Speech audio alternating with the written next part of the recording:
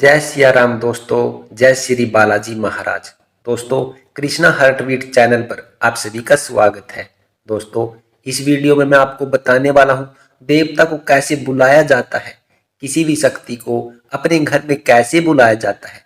जब कोई साधना करता है, जो कोई किसी मंत्र का जप करता है या फिर कोई पूजा पाठ करता है, तो किस प्रकार से किसी भी शक्ति का आह्वान किया जाता है ताकि वो शक्ति आपके स्थान जहाँ पर आपने उनको स्थान दिया है वहाँ पर वो विराजमान हो।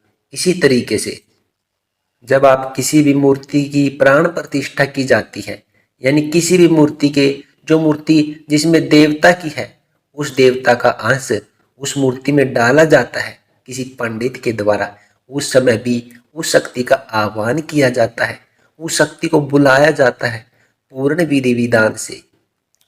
और उसके बाद उस शक्ति का एक अंश उस मूर्ति में विद्यमान होता है कि अब जिस देवता की मूर्ति है उस ही देवता का अंश में विराजमान होता है।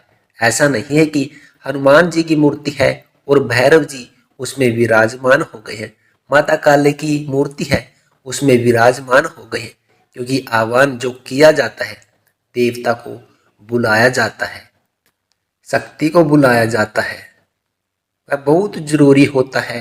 देवता को स्थान देने के लिए आ जाओ मंदिर है, आप जहाँ पूजा पाठ करते हैं कि वह शक्ति विराजित है या नहीं है, वह आपके आह्वान पर निर्भर करता है कि आपने कई ऐसे स्थान देखे होंगे, जागृत स्थान, जहाँ पर अब जब जाते हैं तो अजीब सी अनुभूति होने लगती है।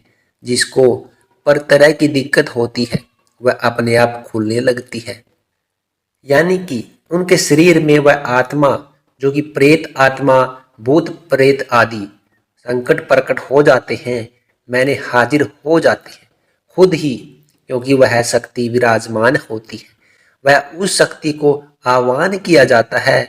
इसलिए जब हम पूजा करते हैं या अपने घर में पूजा करते हैं, मंदिर में पूजा करते हैं, वहां पर भी जिस भी देव की पूजा होती है, जिस भी देवता की पूजा होती है, उस देवता का आह्वान किया जाता है, उस देवता को यहाँ पर बुलाया जाता है, उस शक्ति को वहां पर बुलाया जाता है।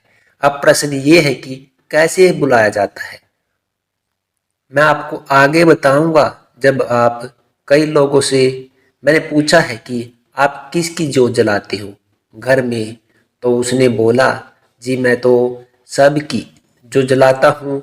आपके इष्ट देव कौन है? सभी मिनिस्टर होते हैं। कि आप किसकी पूजा करते हो? जी मंदिर में इतने सारे भगवान, हम सभी की पूजा करते हैं। यह तो सभी की करोगे तो कोई नहीं आएगा, एक की करोगे तो सब आएंगे। मैंने पिछली वीडियो में बताया है कि जो वीडियो हमारे चैनल पर है उस वीडियो में मैंने डाली है अभी कल, जिसमें सूर्य ग्रहण पर मंत्र को कैसे सिद्ध किया जाता है आप देख सकते हैं। उसके विषय में बताया है कि अगर आप एक देवताओं को सिद्ध कर लेते हैं, एक मंत्र को सिद्ध कर लेते हैं, तो बाकी जो देवता है, बाकी जो मंत्र है, वह अपने आप बहुत आसानी से सिद्ध हो जाते हैं। और उन मंत्रों को सिद्ध करना है क्योंकि वह चाबी आपके हाथ लग चुकी है।